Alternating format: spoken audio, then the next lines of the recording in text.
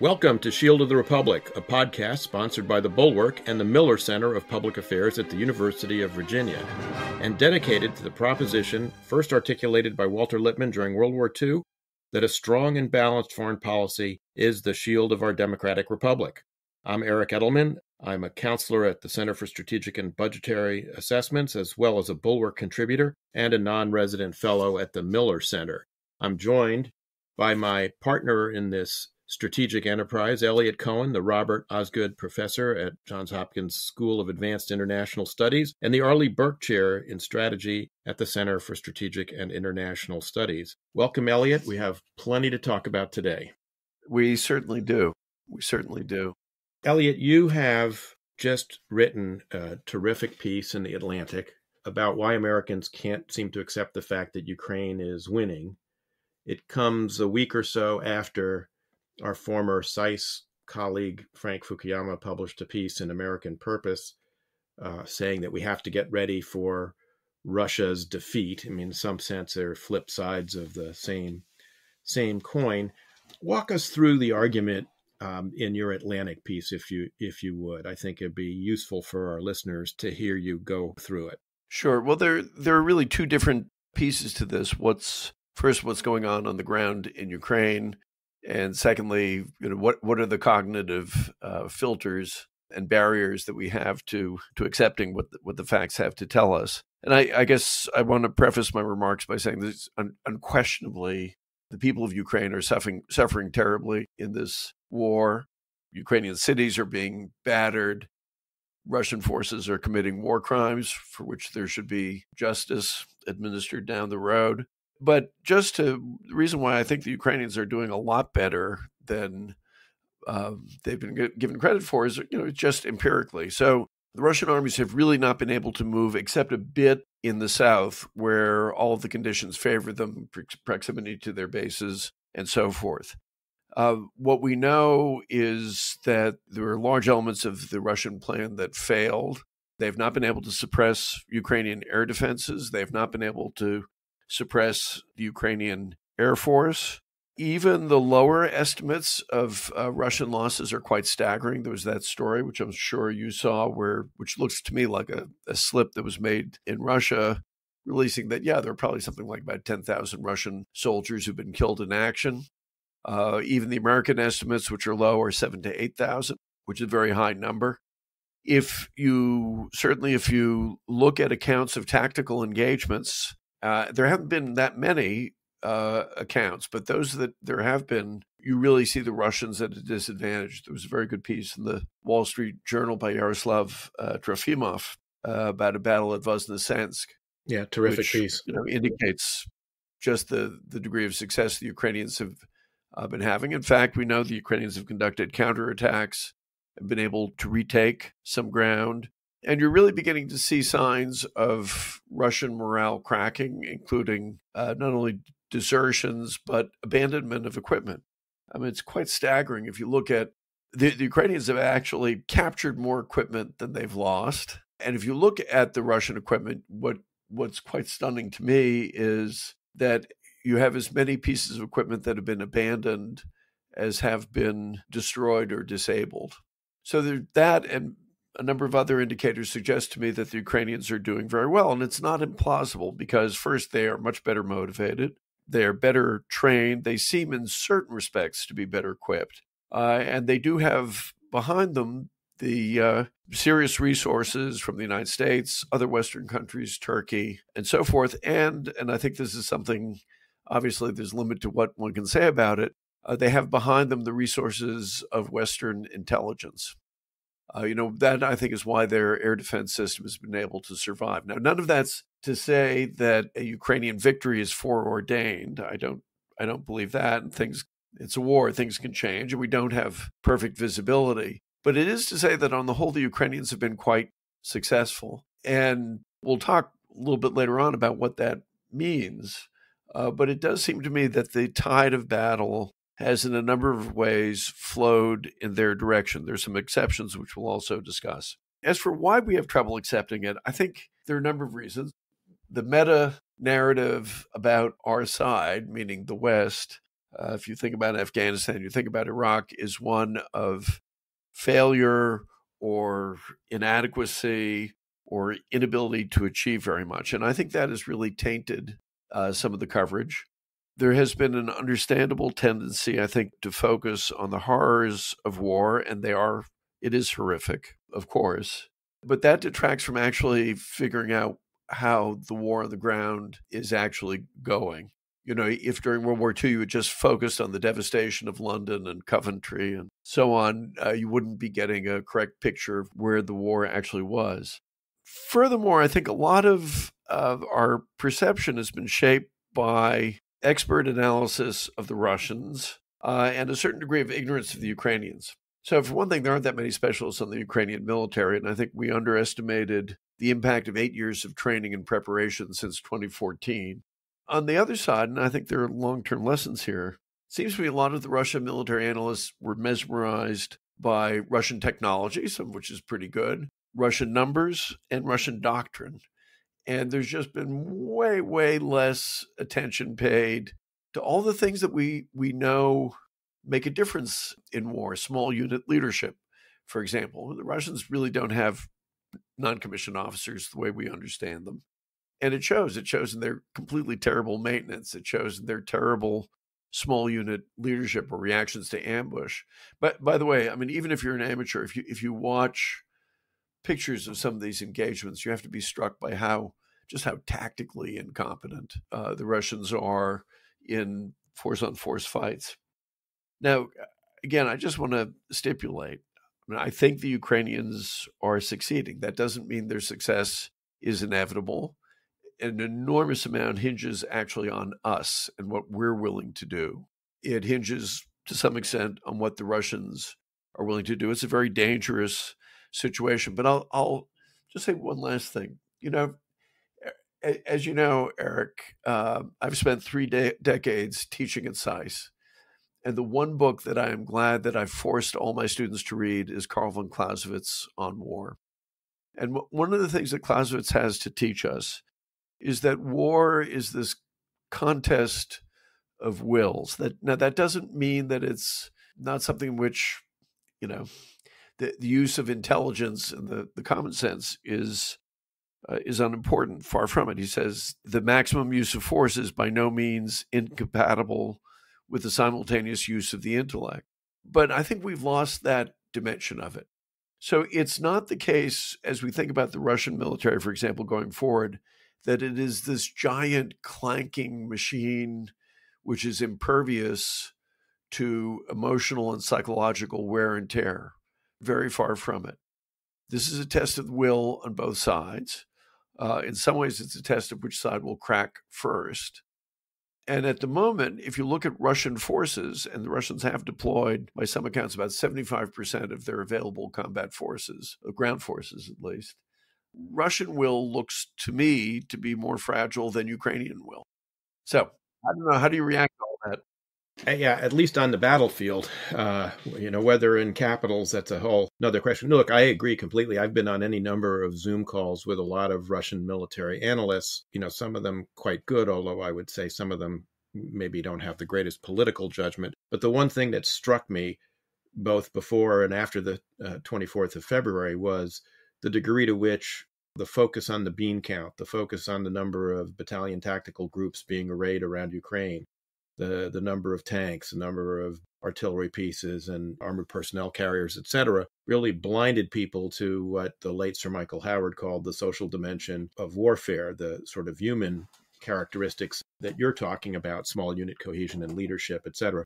Let me just ask a question and then offer one cautionary note, which is, because I'm largely in agreement with what you've said. Could you talk a little bit about the loss of general officers? It's really quite striking. You mentioned the high casualties and, of course, the numbers that have appeared briefly online in Komsomolskaya Pravda, which is a kind of house organ of Putin, and then disappeared of, upwards of 9,000 killed. I've seen even higher estimates, but just to put it in perspective, the Russians, had 14,000 KIAs in 10 years of combat in Afghanistan. which brought the Soviet Union down in large part. It wasn't the only reason, but was a big part of the collapse of the Soviet Union. So these losses are astronomical by any measure, but also the number of general officers. I think we had one, maybe two general officers killed in 20 years of combat in Afghanistan, and they're now looking at something like six, at least, if not more. So I'd love you to maybe talk a little bit about what that says about how this fight has gone on, Eliot. And then I guess the cautionary note I would want to introduce is this. To my surprise, I think to a lot of people's surprise, the Ukrainians have been dominant on the information space of this war. And after all the Russian political interference in our election in 2016 and all the talk about, Russian hybrid war and active measures and reflexive control and all of that stuff, Russians only seem to be trying to get into the game now. It really seems like for the first 3 weeks of this war, they've been hors de combat on the information front. And so I worry a little bit. We know a lot about the Russian losses. We actually don't have that good a picture for some of the reasons you mentioned, lack of expertise on the Ukrainian side, about how much the Ukrainians have lost. And I mean militarily. We can see what's going on in Kharkiv and Mariupol and Kyiv. But I worry a little bit that we're getting a bit of a one-sided picture. And I also worry that, at least in my case, I'm not going to speak for you, the wish being father to the thought, inclines me to really want to see the Russian military disintegrate, which I think it's close to doing. Yeah, so that's the thing I'm most concerned about for my own analysis. I know which side I want to have win, and it's easy to indulge in wishful thinking. So that is a useful note. I agree with you on the information front, although I would say that, without intending to, we do a lot of that job for them by talking up, fearsome Russian equipment, talking up Russian numbers. Scary Chechens. How much footage of scary Chechens are there? Taking at face value the idea that you're going to have 14,000 hardened killers from Syria show up when you'll have a bunch of guys who are probably going to be looking to become refugees if they possibly can. So I take that point. And what we don't know is, and the thing that's hardest to track is, what sort of emotional exhaustion the Ukrainians are feeling. I mean, they've unquestionably taken losses. And, you do see slow attrition of their Air Force. I mean, that's, I think, one thing we can reasonably count. And some of the open source intelligence organizations like Oryx, I think, do a pretty good job of tallying equipment. It looks like there's at least 5 or most probably 6 Russian general officers who've been killed, which is, as you say, a staggering number. And these are pretty senior people, like the deputy commanders of combined arms armies, which are sort of like American Army Corps, a bit smaller even. But those are serious. And actually, I haven't seen an analysis of the numbers, but there's actually been a lot of colonels get killed too, including in elite units like the Special Operations Forces, Spetsnaz, yeah, and in the paratroops. So what does it explain? And I suppose one construction could be, well, this is dashing leadership from the front. If so, it's been very ineffective because they haven't been able to move very far. And again, we just have to remind ourselves, all of us, myself included, expected the Russians to take Ukraine in a week or two.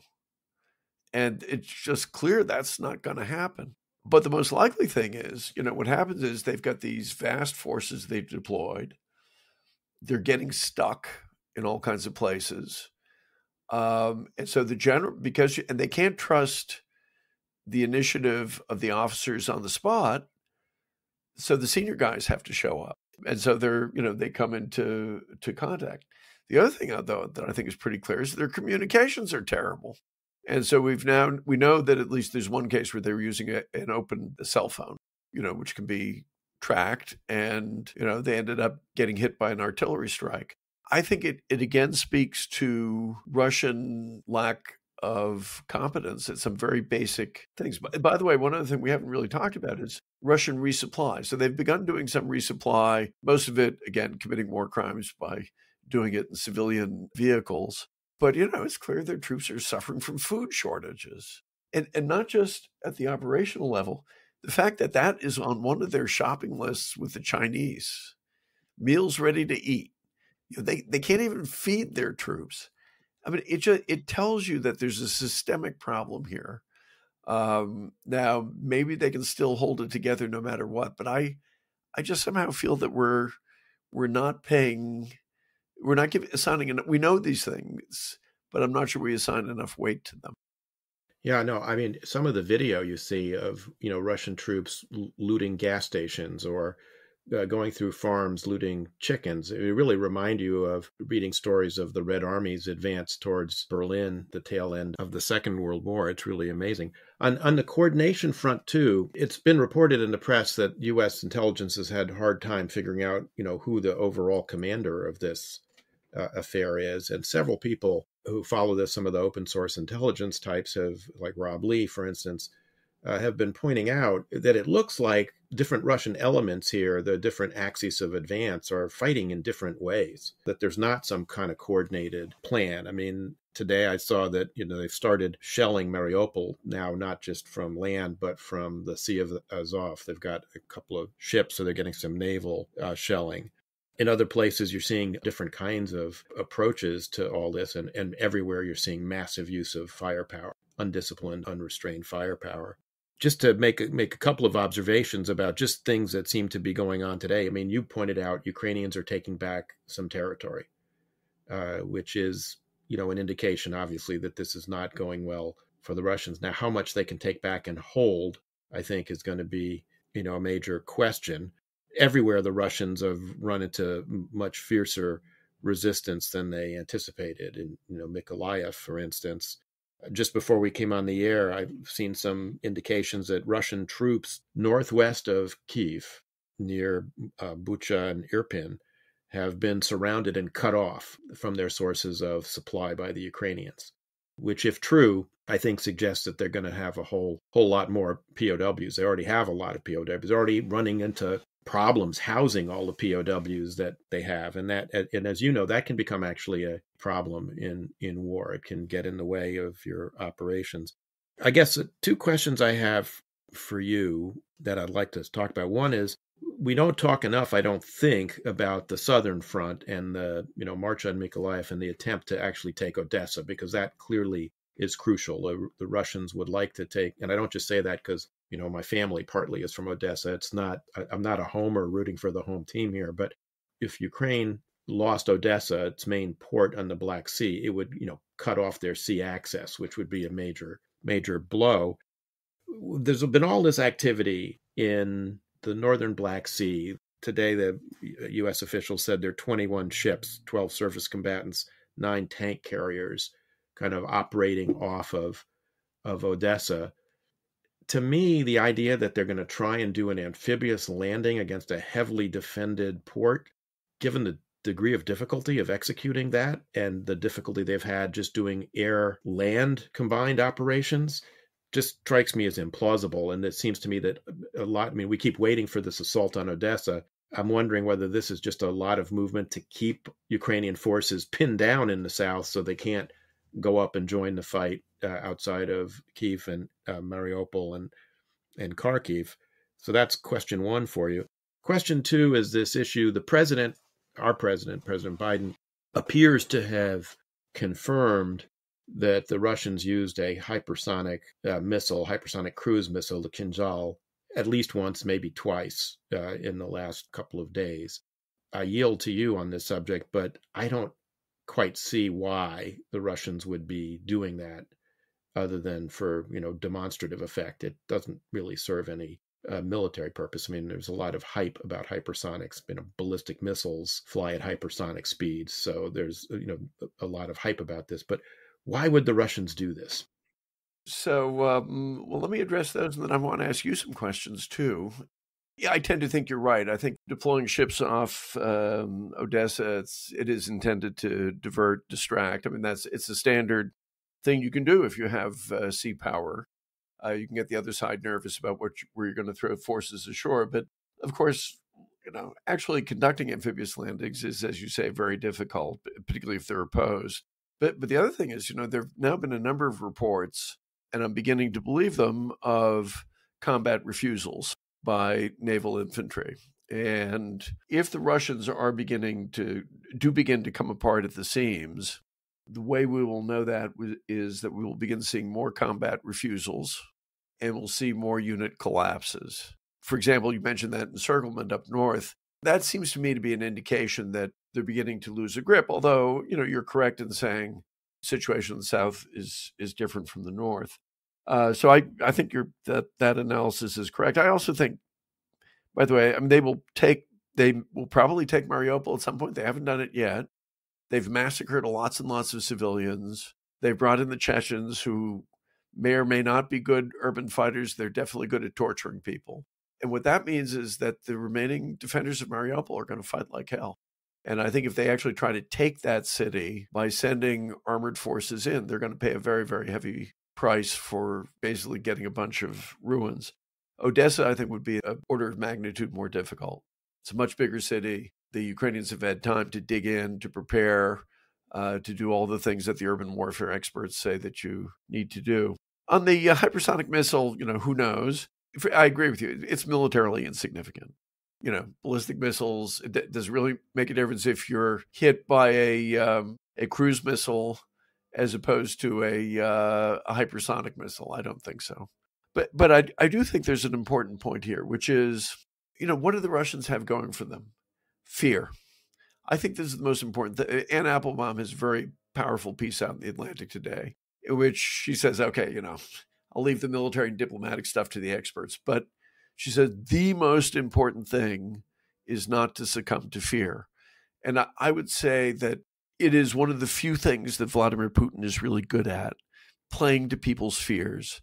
Fears of nuclear weapons, fears of chemical and biological weapons, fear of escalation, fear of magical weapons like hypersonics, fear of cyber war. He is not a strategist. He is a KGB thug. And the way those people work is by intimidation and manipulation. And he's trying to do that to us.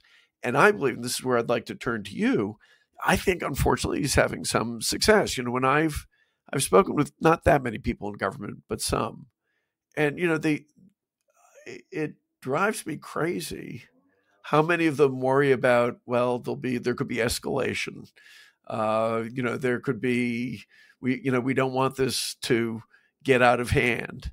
And I think I've told one of them, quite senior, very, very bluntly, I said, I almost don't care if you feel that way. For God's sake, don't say it in public, because you're playing into their hands. I mean, I'd rather they not say it in private either. And I do believe that if we're going to come out of this okay, if Ukraine is going to come out of this okay, you cannot be afraid. Yeah, I agree. Before I get into that and talk a little bit about the deterrence dynamics and escalation dynamics that I think are being mishandled here, and I've been pretty vocal about it, I would say on the use of the hypersonic missile, I agree with you. It's obviously fear and intimidation. Look, there's a previous case. The Russians did something not dissimilar in Syria, as you'll recall. They fired caliber cruise missiles from the Caspian into Syria. They fired some submarine-launched cruise missiles from the Eastern Med into Syria. And I think, it's some of the same here. It's the demonstration effect, the fear effect. Some of it is maybe a little bit of experimentation. We've got a war going, so let's see how these things work, make sure they fly. An analogy there to the German and Italian air forces participated in the Spanish Civil War. And then the third is, advertising for Rosa-Baron export. The Kinzhal, which is a hypersonic cruise missile, isn't an export item yet. However, it is basically an air-launched version of the Iskander cruise missile, which has an export version. Russians sold it to the Armenians. So I think you're seeing some of the same go on here. I think one of the other things that people have to remember is all militaries, but this does seem to be particularly true of the Russians, underestimate ammunition consumption in war. And they find themselves running out of particularly precision-guided weapons. And, one of the things that is clearly going on with the Russians right now is, first, it's not clear that their precision-guided weapons work so good. I mean, they seem to have had a Right. fair misfire rate. Right, which is one reason why you might want to fire the Kinzhal, right, to see make sure it Right. works. But they don't. It's not like they have vast stockpiles of these things that they can shower you with. We have historically had problems of running out of PGMs, and I think with the Russians, it's even more so. And so again, that I think reinforces your point about this being a psychological weapon more than a particularly useful one. But I'm sorry, I interrupted. Go ahead. Yeah, no, you're 100% right. I agree with that. On the escalation piece, I've been racking my brains about why we seem to have not done a very good job of, I would say, escalation management. I mean, we're all busy talking about what might provoke Putin and what might be escalatory, and are sending MiGs escalatory. I mean, and you've made this point, I've made this point. If you're killing Russians with javelins, you're killing them with NLAWs, you're killing them with Stingers. If you kill them with MiGs, they're still dead. And it doesn't matter that one is an aircraft. Now, the head of DIA in congressional testimony tried to make the argument that it was escalatory because presumably with an aircraft you could fly across the Russian border and attack Russia, which is true theoretically, except that's not what the Ukrainians are doing. And given the surface-to-air missile threat environment, not likely that they would do. Even the Russians, most of the Russian sorties, and they've increased their sortie rate up to about 300 a day, a lot of them don't cross into Ukrainian airspace. They're using standoff weapons like cruise missiles and firing them from inside Russian airspace. So the idea that the MiGs were escalatory, moreover, why would they be escalatory if they went to Germany and we facilitated the transport as opposed to the Poles doing it directly? I mean, the Secretary of State said it was fine for the Poles to do it directly, but all of a sudden, if they go to Ramstein and then come from the U.S., that's somehow escalatory. It makes absolutely no sense. There are a whole lot of other arguments one could use about why they might not need the MiGs for a variety of reasons. It'll take too long because they've got NATO crypto in them, and that's going to have to be ripped out. They've got advanced avionics upgrades from the MiGs that the Ukrainians fly, so their pilots need more training. I mean, there's all sorts of good faith, practical arguments you could make, as opposed to making these escalation arguments, which are ridiculous and which give the initiative to Putin. And I've said this multiple times on a couple of other podcasts. Instead of spending all our time worrying about what might provoke Putin, who we also, in the same breath, say is considering using chemical weapons, is considering using bioweapons, is considering creating a nuclear incident at one of the many nuclear reactors that are still operational in Ukraine. Instead of worrying about what might provoke him, we ought to be spending more time trying to figure out how we can do things that make him worry about what might provoke us. I mean, that's the way you need to manage escalation in my view. And I've wondered, and I've got a pet theory which I want to try out on you about why it is that the Biden administration has been so bad at this. And it does strike me, and I will stipulate at the outset, this is like an old guy's observation, because I'm going to talk about how old I am now, but most of the senior officials, with the exception of Joe Biden in this administration, got into the national security business after the end of the Cold War. And as a result of that, they, I don't think, spent a lot of time worrying about nuclear declaratory policy and all of it, and all of the nuances of that, and deterrence messaging, which we fretted over constantly during the Cold War. And when people like you and me were going to graduate school, we studied Schelling, we studied Brody, we studied, God help us, Herman Kahn and Albert Wohlstetter. I think there's just an absence of serious thinking about deterrence in this administration, and much too much discussion of, that would be very, very escalatory. Andrei Kozyrev, the former Russian foreign minister, has been very articulate about this. And what he has said, I believe, is right. He's basically said at each step of the way, when Putin has done outrageous things going back a decade and a half, his appetite for risk essentially has grown because with each thing that he did, the costs that were imposed were either minuscule or non-existent. And so with each turn of the screw, as it were, he has, upped his appetite for risk. I think a lot of us were surprised he did what he did in Ukraine.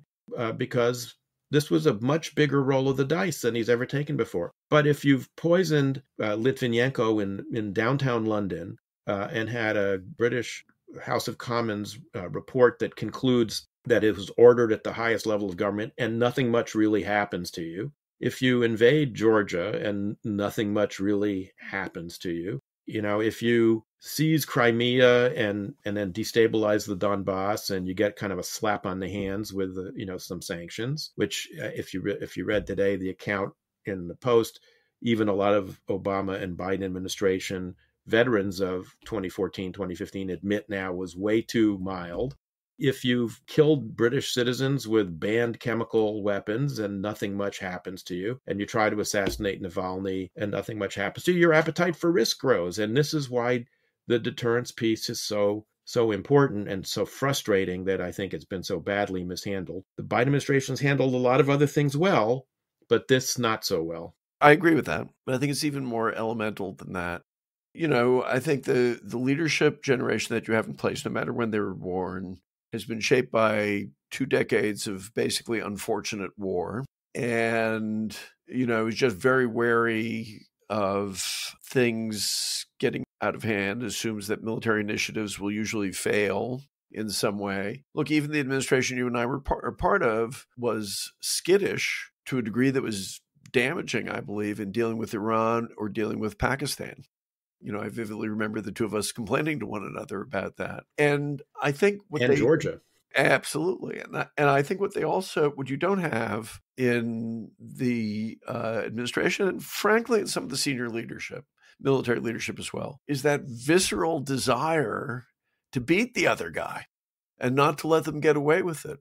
And I also think that there may be a lack of the sense of the enormity of what's now at stake. I mean, this is, you said there's this sort of 1930s or frankly early 40s vibe to what we're seeing. Cities being leveled, political and intellectual elites being disappeared and probably being shot. Really war crimes on a... Populations being deported. But deported. I mean, this is as bad as things get. And, instead you have a sort of a feeling that, gosh, this is really intense crisis management, isn't it? It's not a crisis management. This is a real testing moment for the West. And I just think a lot of these people were not prepared for that. I think a lot of them view this all as a serious, but nonetheless as sort of an intellectual exercise, as opposed to war. The original title that I wanted to give that article, they never used the title you want, is "À la guerre comme à la guerre." If you're at war, you treat it like it's a war. And by God, this is a war, and you need to have that warlike approach. Could I use that actually to maybe move us a little bit to talk about the administration, about where you think they've done well, where you think they've not done well, how you assess the way in which we're supplying the Ukrainians. And then I think we should probably talk about one of the most difficult things of all. What are the circumstances under which we would be willing to commit American military power?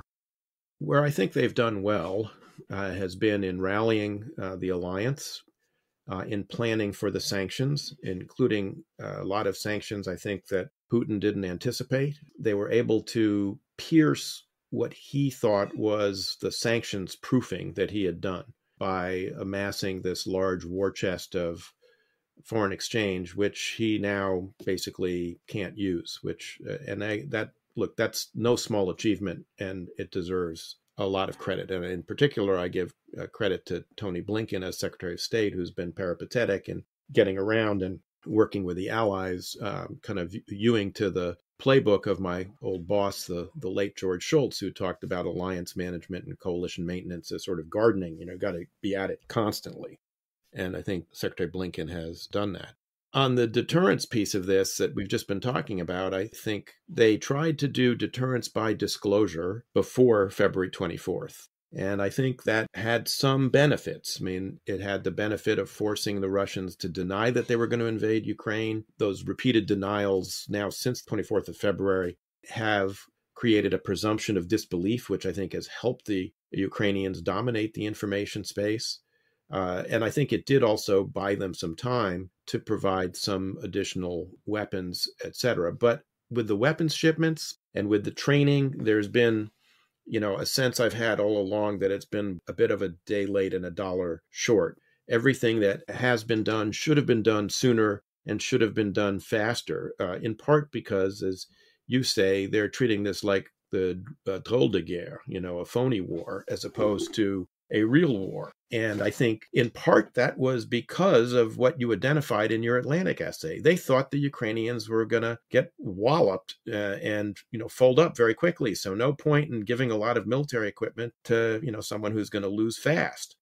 Now I worry that they're now in a kind of posture of, well, let's make sure the Ukrainians lose slowly, as opposed to let's make sure that Russia loses and Ukraine survives. I mean, as Anne Applebaum in the Atlantic piece you just made reference to, Eliot says, the mark of victory will be a sovereign democratic Ukraine emerging out of this. I mean, I would add a sovereign democratic and whole Ukraine, because if parts of Ukraine are hived off as trophies, rewards for Putin's aggression, that won't be, victory in my view. Just one final observation on the sort of escalation piece that I think has been mishandled. The president keeps saying we're not going to put U.S. troops, into this fight. We're not going to go to war with Russia over Ukraine, but we will, defend all of our NATO allies, Article 5, et cetera. These statements and the statements of the White House spokesperson, Jen Psaki, repeating what the president said, have been replayed all over Russian state TV. And they've been replayed in the context of, well, Georgia, Moldova, they're all ours. The Americans have told us we can have those. But it's also whetted the appetite for more. And I think we should pay attention to what's being said by Solovyov and Simonyan and other Russian state propagandists. This is the higher naivete. You should believe what your adversaries are telling you unless you have some reason to doubt them. And they're talking now about we need a corridor to Kaliningrad, which is like the famous Danzig corridor in the 30s, to go back to your point earlier.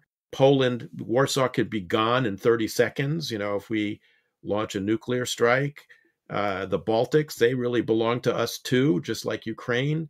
You've got former President Dmitry Medvedev, who was supposedly the reformer that we were counting on when he was briefly president between Putin terms, writing a piece about Poland in the Russian press that is as every bit as unhinged as Putin's piece last summer about Ukraine. They are sending every signal that if they are successful in making Ukraine knuckle under, and the quiet slow motion Anschluss that they have actually already executed in Belarus, they're going to be cheek by jowl with NATO, and NATO is next on their list.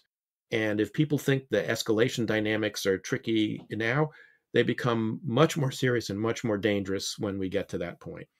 I agree with all of that. By the way, that does speak to what our ultimate objectives are. The most important objective has to do with restoring Ukraine, rebuilding it, hopefully making it whole, although I think that's going to be very difficult, but certainly free, well-armed. But I also think we have a negative objective, and that is it is critical that we reduce Russia to the rank of a third-rate state. And that's why, these sanctions should stay on, as far as I can see, forever. And we should do everything possible to weaken the ability of that state to do the kinds of things that it's doing. And that includes, it's a lot of it the Russians are doing to themselves with, just look at the emigration of tens of thousands of young, technologically sophisticated people who don't want to have anything to do with this place. But it does mean doing everything you can to cripple their economy and to generate internal stress. And Russia's vulnerable to that. That's the other thing that I do find maddening about a lot of the conversation. Russia is in many ways a weak state. You're the one who was stationed there, and you should probably speak to this. But this is not World War II Russia, which, really suffered incredible hardships to fight the Nazis. This is a state which had 1 million more deaths than births last year. It's headed for demographic collapse. It can't really manufacture anything that the world wants other than some weapons and produce lots of oil. It is a country that is susceptible to the kind of squeeze that we can put on it if we just have the will to do so. Well, they're doing a very good job of turning their own military into a third-rate military right now. We've already done quite a bit to, reinforce. I was just looking at a graphic that NATO put out of the reinforcements of the NATO frontline states. We're going to need to do more, and a lot of that's going to have to become quasi-permanent, not just sort of rotational forces moving in and out. In that sense, I think the NATO-Russia Founding Act steps that we took to limit ourselves in NATO are going to have to, at least for the moment, go by the board. So that is to say, permanent stationing of major combat forces in the new NATO member states. And I think the no forward stationing of nuclear weapons, we're going to have to take a look at that too. And getting Poland now, for instance, into NATO nuclear air missions to be part of, sharing the nuclear burden of the alliance, a nuclear alliance. I think all those steps are things we're going to have to take. One last question, because I know we're running up on time. My thinking is not fixed, I will confess, about whether circumstances may arise which would require us to use military power directly. Curious, where's your thinking on that one, Eric? Yeah, I know. I've tried to postpone that thought because it is the troubling one. Over the weekend, Liz Cheney was on Meet the Press, and they asked her whether the use of chemical weapons should be a game changer. And she said, absolutely. And she said, we ought to stop talking about what we're not going to do and leave Putin to worry about what we would do. If he starts to use weapons of mass destruction, I think we'd have to start thinking about a variety of different steps we might take, including creating some kind of humanitarian no-fly zones over Western Ukraine, areas where it's hard for him to operate already, frankly. But just make it impossible. There may be some other steps, but people should be thinking about that now because it could come up on us very quickly. Yeah, I think this is a terrible thing to say. I think certainly if they use chemical weapons, I would say that has to be a red line for us. But the question is whether there's anything beside that might warrant a direct military intervention. And as I said, I think we have to be thinking about that. I don't know that I have an answer yet. Well, on that jolly note, we've pretty much reached the end of our time. But you and I, unfortunately, I think will be returning to this subject again in the future. Eliot, thank you very much for your great piece in The Atlantic. It was a very important piece. I hope all our listeners will read it. Well, and as always, thank you for your insights. And unfortunately, I think you're right. We're going to be talking about this for a while. And that's it for Shield of the Republic. And we hope you'll tune in the future to hear continued discussions with me, Eric Edelman, and with Eliot Cohen about national security affairs.